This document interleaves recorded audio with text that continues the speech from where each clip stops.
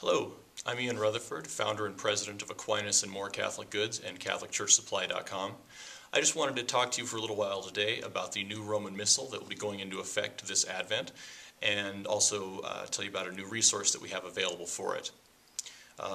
If you haven't heard already, the Missal that we have at Mass is going to be changing. For almost all English-speaking countries, that change will take effect the first Sunday of Advent of 2011. Now, the thought behind this change and the process to make it happen is not something that just began recently. Right after Vatican II, the Latin version of the Missal was translated into the various languages around the world, and the English Missal was translated using a translation process or idea called dynamic equivalence. Basically what this meant was that the translators didn't really have to stick word for word to the text in Latin to produce the English version. They were allowed to create phrases and substitute words that were close to the original text, but not necessarily 100% accurate. So, for example, in the Latin text for the Confiteor, the I confess to Almighty God, in the Latin it says mea culpa, mea maxima culpa. If people are familiar with the Mass before Vatican II, they'll remember this is a very popular phrase. You hear it in movies sometimes, and it translates to through my fault, through my fault, through my most grievous fault. In the Missal produced after Vatican II, they dropped that three-part apology and just substituted a single phrase. Well, that's going away. In 2001, the Vatican issued a document called Liturgiam Authenticam, and this document set a new standard for translations of liturgical texts.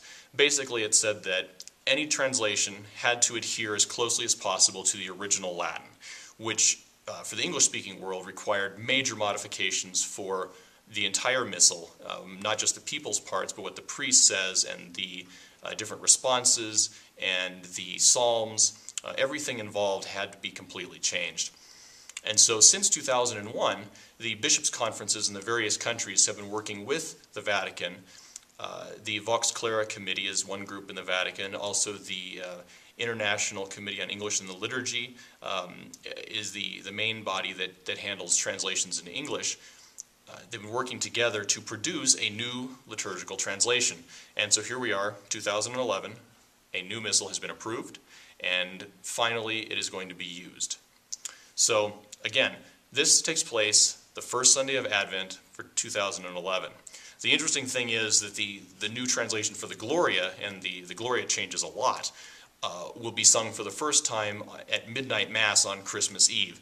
So I don't know how parishes are going to do it, if it's going to be a choir-only thing because the choirs had a chance to practice, or if parishes are going to be having people learn it before Advent so that on Christmas Eve they'll know what's going on, or if we're just going to have a huge train wreck on Christmas Eve when everybody tries to sing it and is trying to sing what they always knew. We'll just have to see what happens. So this new translation currently only affects English-speaking countries. So United States, Canada, Australia, New Zealand, England, Scotland, Wales, Ireland, but eventually some of the changes will be trickling down into other translations. You know, the Spanish version will have the words of consecration changed slightly based on the new translation, but they don't have a date yet. They haven't even started working on this, but that will be coming in the future. This will also not have any effect on people who go to the extraordinary form of the Mass. That's the pre-Vatican II Missal of Blessed John the 23rd. The Missals that are produced for that Mass that have the Latin on one side and English on the other aren't going to be changing at all. So this is only for people who are going to English Masses celebrated in the post-Vatican II liturgy. So, when will the new Missals be available? This is one of the questions we get almost daily here at the store and online. When are we going to be able to buy a new Sunday Missal or a new daily Missal or a weekday Missal? And right now we have no idea. We know that the altar Missals are going to be available at the beginning of November, but nobody has set a date, nobody has given us details about pricing, format, or anything else for the actual Missals that a person could buy and take to Mass with them. So what we're doing instead is we are taking pre-order vouchers. If you want to pre-order a missal, you can go onto our website and for $10 you can reserve a missal. And then when the missals when we have details about the missals, we'll send you out a $10 gift card that you can use to purchase one of those missals. But until then, we really don't know what formats are going to be available. We don't know what the prices are going to be like. So that's how we're handling that right now. One of the resources that we've produced here at Aquinas and More for the congregation is a series of holy cards. We got permission from the Bishops' Conference to produce 5 holy cards that have the primary responses that people are going to be using at Mass that are changing. So you have the changed Gloria, you have the new Creed, you have the new Sanctus, you have the Apostles' Creed if you happen to be in a place that uses the Apostles' Creed. Typically this is for children's Masses. I think it's also been approved for regular use in Canada. And you also have the Nicene Creed.